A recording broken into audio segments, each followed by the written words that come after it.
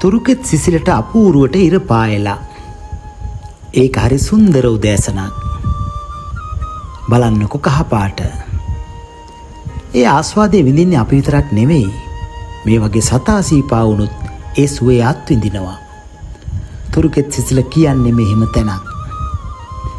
ඉතින් මේ අලුත් උදෑසන අපි අලුත් දෙයක් කරන්න හිතුවා. දන්නවද මේ මොනවද කියලා? අද අපි අලකොල මාළුවත් එක්ක රොටි කන්නයි හදන්නේ.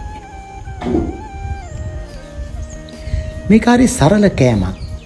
ඒත් හැබැයි රසට හදාගන්න ඕනේ. හීනියට ලියාගත්ත අලකොලවලට මේ විදිහට දේවල් එකතු කරනවා.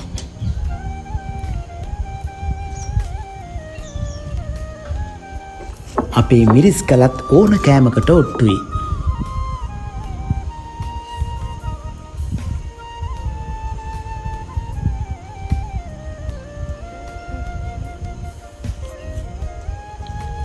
අලකොලවලට මේ දේවල් එකතු කළාට පස්සේ 3-5 ලූණු රම්පි කරපිංචා තව වේලිච්ච මිරිස් කරල් කීපයක් මේ විදියට තෙලිය දාලා රත් කරගන්නවා.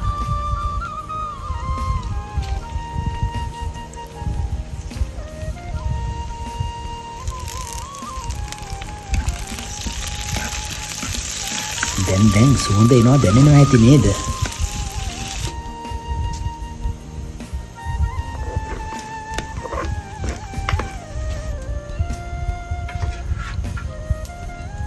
ඊට පස්සේ හීනියට ලියාගත්ත අලකොල මේ විදිහට එකතු කරනවා.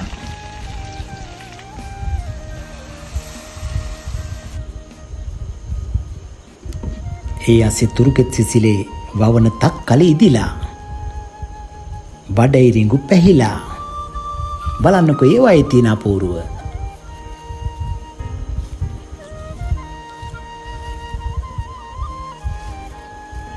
සුබාදහමේ සිර නරඹන අතරේ ඔන්න අපේ අලකොල ටික දැන් පදමට ඇවිල්ලා.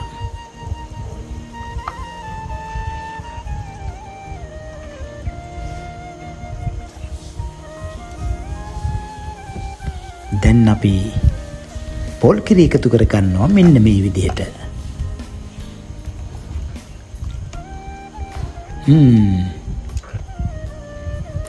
ඔන්න අපි අලකොල මාළුව හදලා ඉවරයි. ඒ විතරක්ද? අත පිච්චෙන තරම් රස්නේ මේ රොටි. ඉතින් අලකොල මාළුවත් එක්ක රොටි කන්න කඩු ගන්නාව නුවරඑළිය වගේ පැති වලටම යන්න ඕනේ නෑ. යක්කලා අපේ තුරුකෙත් සිසිලට ආවොත් මෙතෙක් කොහෙදවත් නොලබපු රසම රස අත්දැකීමක් ඔයාලට ගන්න පුළුවන්. ඉතින් වෙලාවක එන්න පේජ් එකත් ෆලෝ කරලා අපිට කෝල් එකක් දෙන්න.